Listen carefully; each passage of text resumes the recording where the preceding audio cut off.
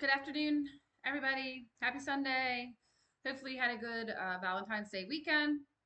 I just wanted to share that with tomorrow being President's Day, I know that there are a lot of educators off and people that work in the government. So if you get your stuff done, come out to Troop 7, and I'll give you the address to that in a second. It's in Lewis, Delaware. It's literally like not even 5 minutes from my home. But I've been asked to speak at the Eastern Shore Republican Club. The social time is 6:30. The time to start is 7. I'm going to be one of the presenters there, and I'm going to be speaking about HB 75. I've been advocating for HB 75 as a child advocate in Delaware and child sexual abuse survivor myself and educator. HB 75 will eliminate the civil statute for any child that's ever been sexually abused in an institution or organization. And basically, right now the clock stops on us, so it will be retroactive. I have been informed that it will be going in the Senate Judiciary in March, if I'm not mistaken. But not only am I going to be presenting and giving you some literature, there will also be 3 other candidates there and Mr. Greg Fuller. From my research, I believe 2 from the U.S. Senate and the Republican Party running is a Dr. Mike Katz and a John Sholey. And then we'll have a local representative there, if I'm saying this correctly, the 41st district in Millsboro, which will be John Atkins. And then we will also have, let's see here, Greg Fuller, and he will be sharing the necessities of having a will in Delaware. So the 3 candidates running for state and our federal offices will be there. Greg Fuller, myself. I've been told I will be first to go. So it should be another, interesting evening of topics for discussion. All are welcome, no matter what party. Anybody in the community can come to these. And I've been going to the last 4 or 5, and I'm meeting some really great people. And it's a way we can, collaborate. And our children need to be first in this state. So if you can come out, that would be great. And the bill, for the most part, is going to focus on, the length of time to file a legal suit for sexual assault.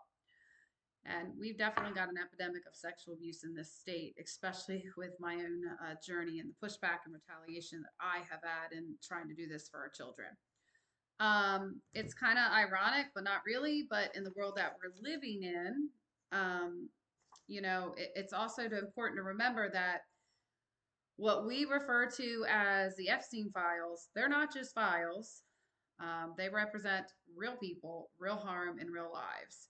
So abuse is just not confined to the rich and powerful. It affects every socioeconomic level and every geographic region. So awareness matters and showing up matters. I don't know exactly what time I'm going to be headed out, but I'm going to stay for a little bit. And then if any of you want to come back to my home, you can do that. And I live right off of 24 Waterview Road. And I'll put that in my Substack as well. And then the last thing, my faith has pushed me in this journey. And it's been very difficult. I've had a lot of suffering and a lot of sacrifice, but there's no way I can turn my back on 3 decades of children. And that's what I see, and the perseverance that you got to have to fight what I'm going up against here in Delaware. And I want, the public to know as well, it's also important to remember that what we refer to as these Epstein files, they're not just files. They represent the people. And then last thing, and it's important to remember from the lesson of these files is simple. It taught us something uncomfortable about power. And I know that I'm a living, breathing testimony of the power that's been pushing back at me. And this secrecy, it's not accidental. And when power doesn't want you to know, you won't. And that's why we have to press into our faith and come together as a body. And then when the truth surfaces, it's almost never, by accident.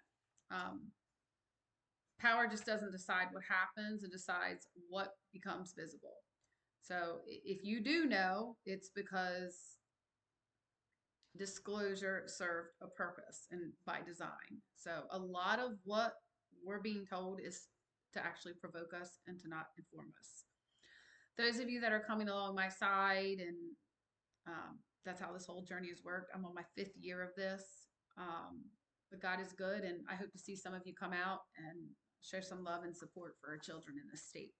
Thank you. Teachers, have a great day off tomorrow. Those of you that have had my back and continue to pray for me as a child advocate and educator, thank you so much.